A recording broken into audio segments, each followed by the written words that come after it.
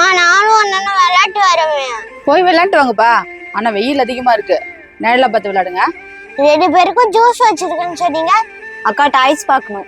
ஏண்டா நேத்து தானே உங்க அக்கா போய் டாய்ஸ் வாங்கி போனா, அதுக்குள்ளேயே உடைச்சிட்டான்? ஆமாக்கா, நேத்து தான் வாங்கி கொடுத்தேன். கொஞ்ச நேரம் விளையாடுறான், அதுக்கப்புறம் உடைச்சிடறான், போர் அடிக்குதுன்னு சொல்றான். நீங்க அவன் கூட டைம் ஸ்பெண்ட் பண்றீங்களா இல்லையா? அக்கா மாமா 2 பேருமே வேலைக்கு போயிடுவாங்க, அவனை நான் தான் பாத்துக்கிறேன். என் வயசுக்கு அவனா கூட விளையாட முடியுமா சொல்லுங்க? அவனை பொம்மைங்க கூட விளையாட விடாதீங்க, ஃப்ரெண்ட்ஸ் கூட விளையாடுவாங்க. இந்த ஊருக்கு நாங்க புதுசுக்கா, இங்க யாரையும் எங்களுக்கு தெரியாது. கௌஷிக்கு 2 பேரும் போய் விளையாடுங்க. ஜூஸ் டேபிள் மேல தான் வச்சிருக்கேன், மறக்காம குடிச்சிருங்க. சரிம்மா.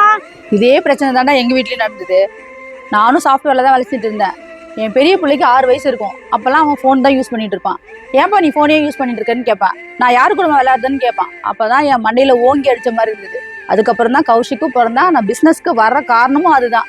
குழந்தைங்க உலகம் பொம்மைங்க இல்ல, குழந்தைங்க தான்.